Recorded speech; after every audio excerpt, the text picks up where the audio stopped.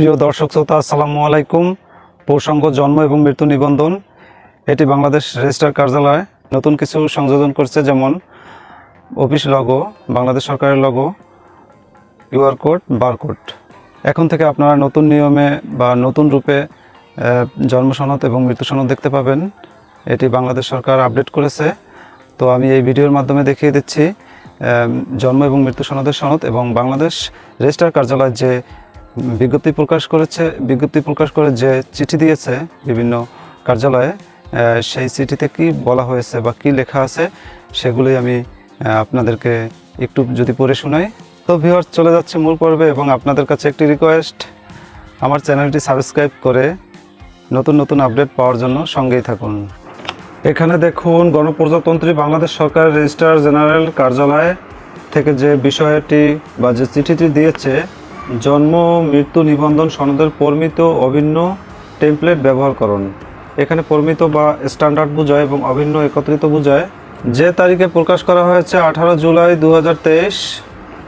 এরপর দেখুন, জন্ম মৃত্যু নিবন্ধন সনদ, জন্ম ও মৃত্যু নিবন্ধন বিধিমালা 2018-তে সংযুক্ত ফরম্যাটে দেয়া হয়। নমুনা সনদ সংযুক্ত 1।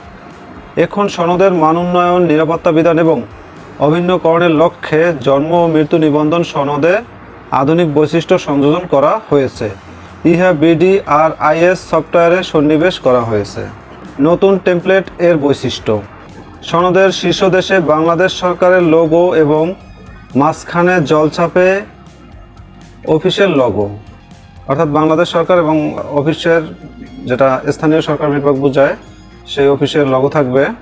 এরপর দেখুন, পূর্ব সনদের তথ্য অপরিবর্তিত রেখে কিউআর কোড এবং বারকোড সংযোজন, অর্থাৎ পূর্বের যে তথ্য ছিল সেগুলো পরিবর্তন হবে না এবং কিউআর কোড এবং বারকোড সংযুক্ত করা হয়েছে। এরপর দেখুন, কিউআর কোডে সনদের সততা যাচাই লিঙ্ক এবং বারকোডে জন্ম ও মৃত্যু নিবন্ধন নম্বর। একই সনদে বাংলা ইংরেজি উভয় ভাষায় ব্যক্তির তথ্য, অর্থাৎ এপিটুপিট করতে হবে না কিংবা 2টি পৃষ্ঠা করতে হবে না। আপনার একই সনদে বাম পাশে বাংলা এবং ডান পাশে ইংরেজি তথ্য থাকবে। সনদে শুধুমাত্র নিবন্ধক ও নিবন্ধন সহকারীর স্বাক্ষরের স্থান সংকলনের শুধু ইংরেজিতে, অর্থাৎ এখন থেকে যাচাইকারী বা ইউপি সদস্য স্বাক্ষর দরকার নেই। ইউপি সচিব এবং ইউপি চেয়ারম্যান অথবা স্ব কার্যালয়ের সচিব এবং কার্যালয়ের প্রধান স্বাক্ষর করে থাকবেন। এরপর দেখুন, পরিবর্তিত জন্ম ও মৃত্যু নিবন্ধন সনদের নতুন টেমপ্লেটটি আগামী 25/7/2023 তারিখ থেকে BDRIS এ থাকবে এবং এই টেমপ্লেটে সকল নিবন্ধক অফিস হতে সনদ মুদ্রিত হবে, অর্থাৎ আগামী 25 তারিখ থেকে এটি কার্যকর হবে।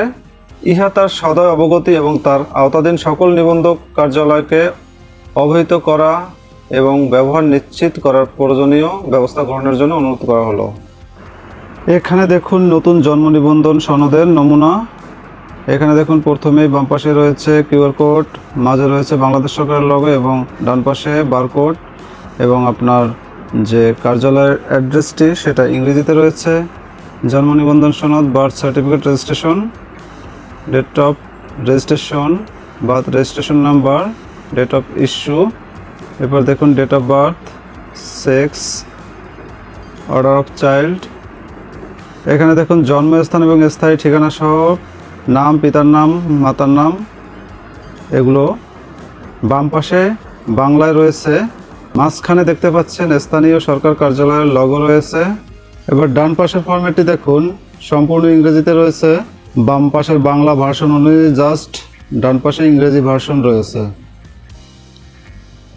নিচে দেখতে পাচ্ছেন seal of signature, assistant to register, অর্থাৎ সহকারী নিবন্ধকের স্বাক্ষর। এই ভার্সনটি এখানে ইংরেজিতে রয়েছে এবং ডান পাশে দেখতে পাচ্ছেন সিল অ্যান্ড সিগনেচার রেজিস্টার। এরপর দেখুন, মৃত্যু সনদ একই টেমপ্লেটে রয়েছে। এখানে কিছুটা পার্থক্য রয়েছে। এখানে দেখুন, জন্মস্থান এবং স্থায়ী ঠিকানা এই অপশনটি নেই, বাকি সবগুলো একই কোয়ালিটি বা একই ফরম্যাটে রয়েছে। তো ভিউয়ার্স, এই ছিল আজকের ভিডিওটি ভালো লাগলে লাইক, শেয়ার, কমেন্ট করতে ভুলবেন না।